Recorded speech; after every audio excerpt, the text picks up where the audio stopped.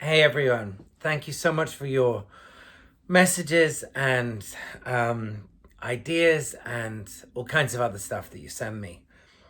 I received this week 4 messages that caught my eye, and I've scribbled them down, and they're questions. And I wanted, rather than type out answers, I wanted to answer them in a kind of a wider way and record my answers as videos here. So here goes.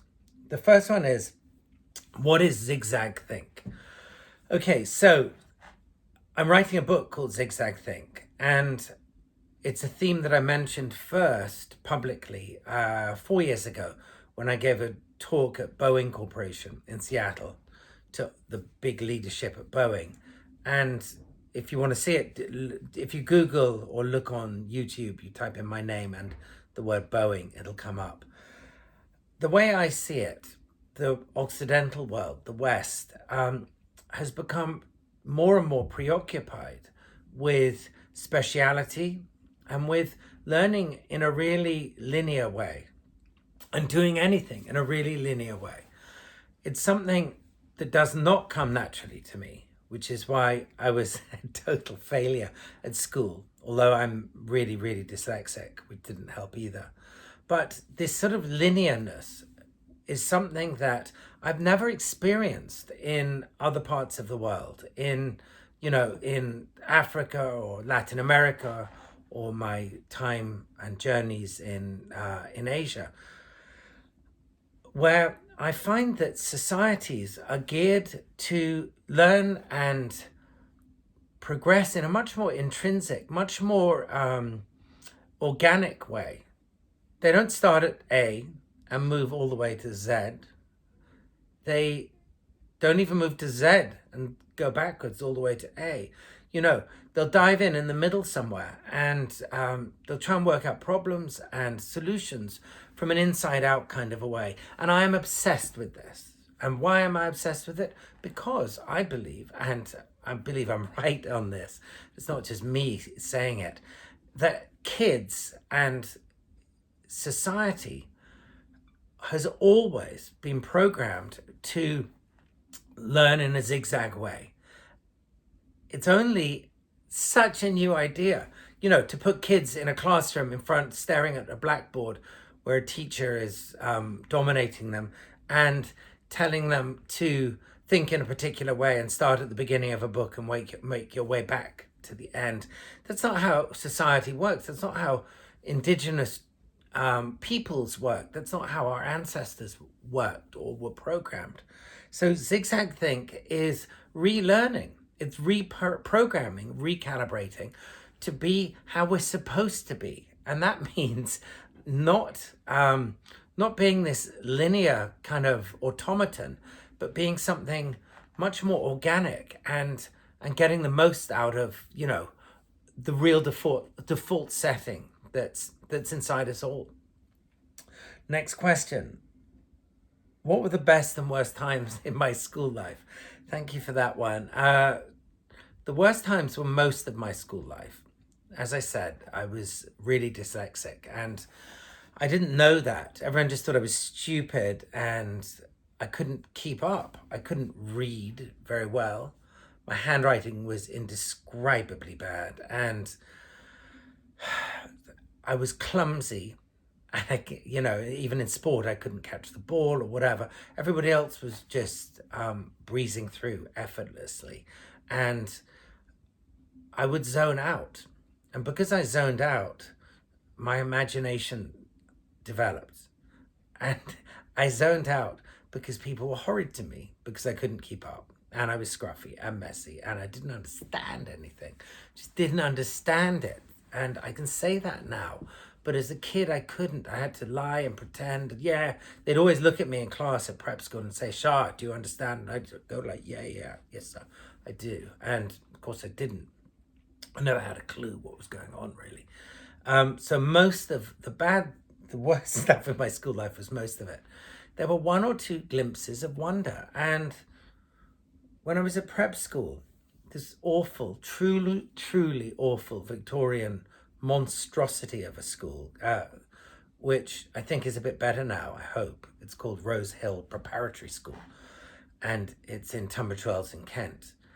One of the glimpses of wonder was there was a science master with a wig, and his name was Mr. Goodison, Mike Goodison, I think. He had a really kind of lousy, I hate to say it, but lousy wig. And he was made of human hair, and he was preoccupied with this wig, and obviously so damaged as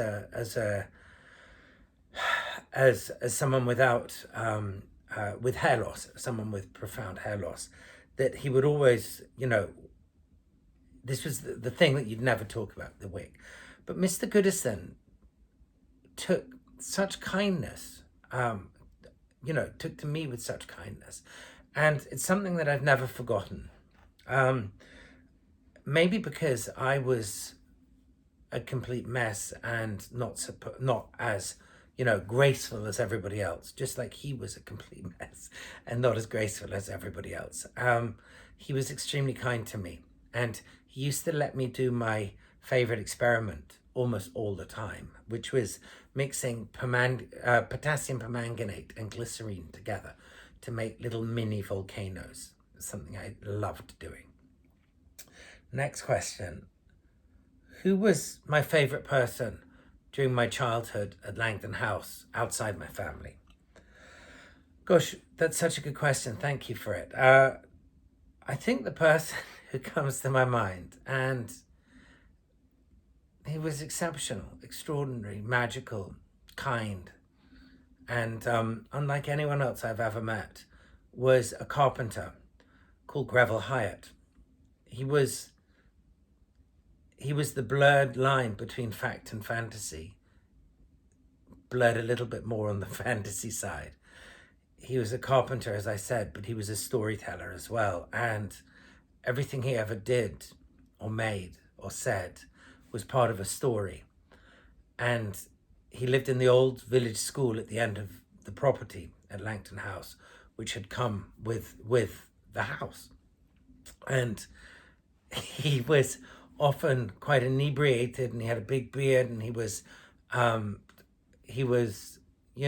swear the whole time, which made us laugh as kids, and he cut off the end of his thumb, and once he fell asleep in his food, his head just went into it.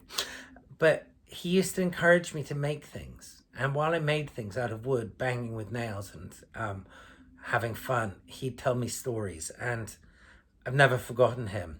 And he played a huge part in my development, in my fantastical development. Last question. If I could take one thing to a desert island, what would it be? That's a really good question. Gosh, I don't even know what to answer. Just thinking here. What's just come into my head is there's an object that I love probably more than any other object in the world. And when I was in Afghanistan filming my search for King Ahmed Shah Durrani's lost treasure 15 or 16 years ago, I visited Herat in the west of the country, and David and Leon Flamholk and I, who the film crew I was working with, we went to Masalla, to the extraordinary Timurid ruins at Masalla outside Herat. And they were so destroyed and so smashed up, and at times, by the British originally in the 19th century, and then Russians in the 20th century. And the ground was strewn with millions of turquoise mosaics, cubes, and they were glittering all over this vast expanse, and it was one of the most extraordinary things to see them. And the only thing I took from Afghanistan, and one day I will return it, but I've borrowed it, is one single mosaic cube, which was made centuries ago, and on one side it is turquoise, and it is the most perfect, it's giving me shivers thinking about it, most perfect, most beautiful fragment of an ancient civilization that I've ever had the privilege to be the guardian of. And so I think if I went to a desert island and I could take one thing, I'd take that with me. Thank you again for your questions.